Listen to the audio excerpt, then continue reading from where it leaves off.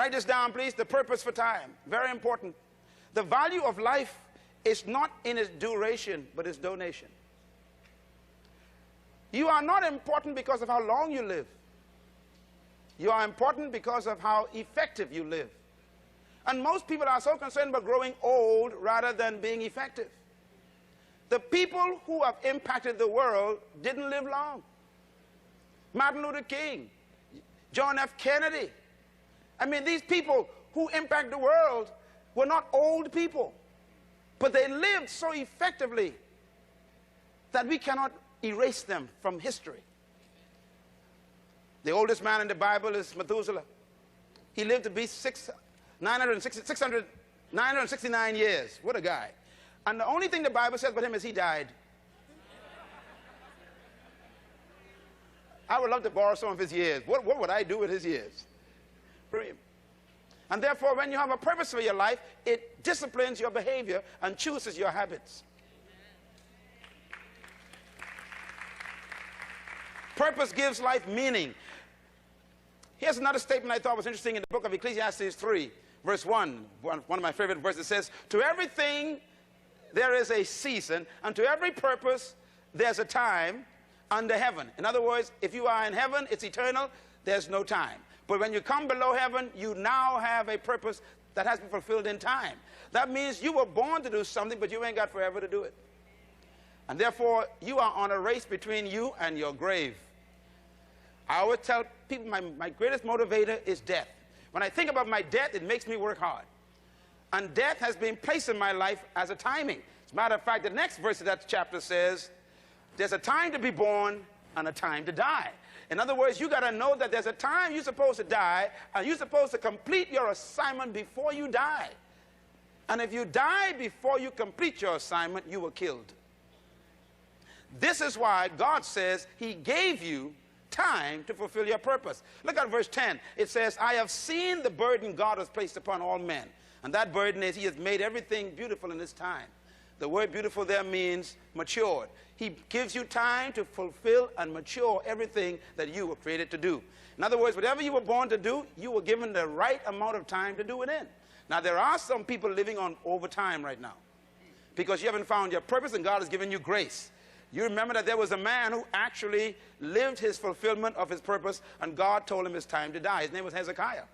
And Hezekiah, God met in person. God said to Hezekiah, you've done what you're supposed to do. It's time to die. Hezekiah argued with God. He must have been from the Bahamas.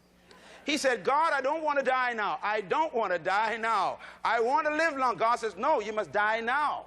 He said, no, I don't want to die now. Give me some more years. And he begged God, and God gave him 15 extra years.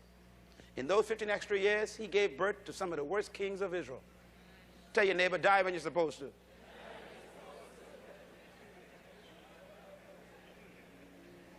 When you pass your time, you begin to do foolishness. Now, here's something I thought was interesting, too. He also says this statement. It says, and the Lord also has set eternity in their hearts of every man, yet they cannot fathom what God has done from beginning to end. Now, this is a very important statement. Let me explain what it means. It says, God took you out of eternity and put you in time. In other words, your spirit is an eternal spirit that came to this earth with an eternal purpose, but God trapped it in a body in time. That means you are literally an eternal spirit in a timed body. That's a problem. Now, look at this verse again. It also says, he has done something that you cannot fathom. And what is it? What he has done from the beginning to end. In other words, God took the beginning of your life and the end of your life and put them both in a body and put it in time. So you came to earth with your beginning and your end inside of you now.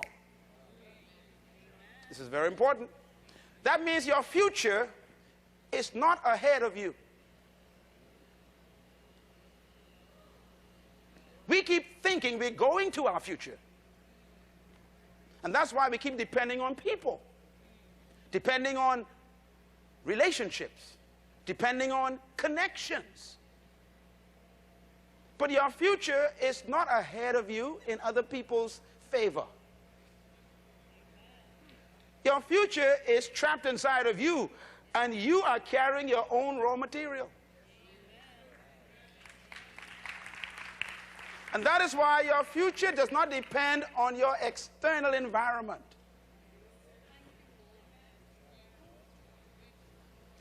sometimes you are with people who don't like you. That's okay, because as long as you like you, what's inside of you will bring you through. Write this down, please. The purpose for time. Very important.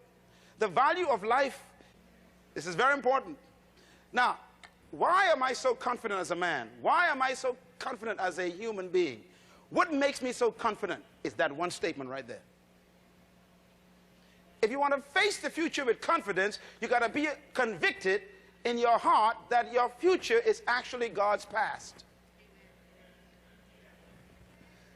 Oh, help me explain this. In other words, no manufacturer makes a product without finishing it first.